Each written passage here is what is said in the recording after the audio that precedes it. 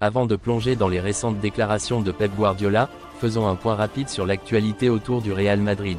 Le club a récemment attiré l'attention avec les rumeurs de transfert concernant Vinicius Junior, Joshua Kimmich et Rodrigo. En ce moment, l'offre de la Saudi Pro League pour Vinicius Junior de 300 millions d'euros reste un sujet brûlant, bien que rien ne soit confirmé pour l'instant.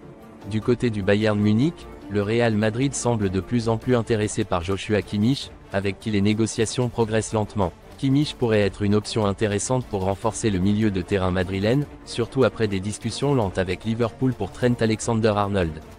D'autre part, Rodrigo continue de briller au sein du club, en faisant une différence majeure dans l'attaque du Real Madrid avec de solides performances.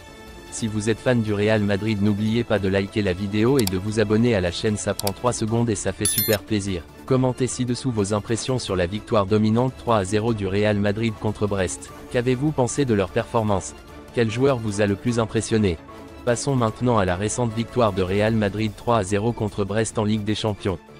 Après cette victoire, Pep Guardiola a fait des déclarations intéressantes, qui ont attiré l'attention de nombreux observateurs. Guardiola a reconnu la puissance de Real Madrid, en déclarant que, s'il fallait affronter le club espagnol demain, cela serait difficile. Ce n'est pas quelque chose que l'on entend souvent de la part de Guardiola, surtout avec la domination de Manchester City ces dernières années. Cependant, la forme actuelle de Madrid a mis la pression sur l'entraîneur de City. Guardiola a exprimé que Madrid est de retour à son meilleur niveau, avec des résultats impressionnants. Le Real Madrid, avec des joueurs comme Vinicius Junior, Mbappé, Jude Bellingham et Rodrigo en grande forme, fait de chaque match un véritable défi pour ses adversaires. Ces joueurs ont formé une attaque redoutable, et leur performance collective a permis au club de continuer à dominer en Europe.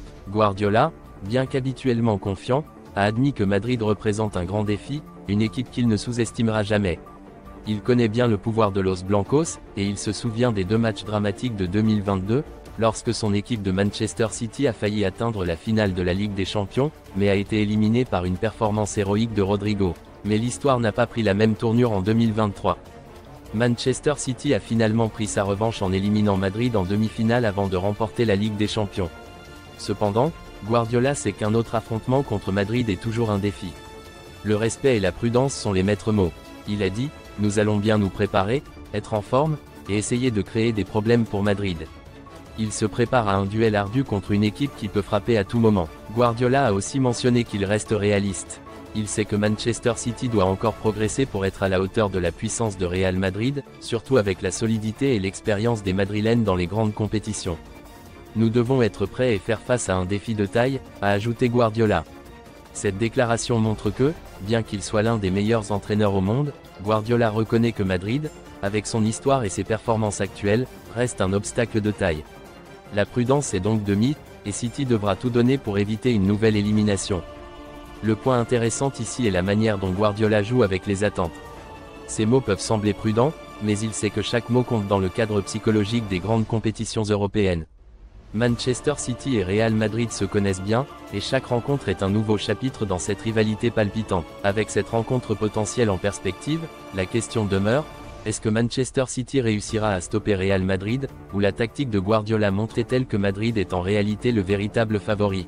La question reste ouverte, et les réponses viendront sur le terrain. Mais une chose est sûre, le respect de Guardiola pour Real Madrid est évident, et il se prépare pour ce défi comme il se doit.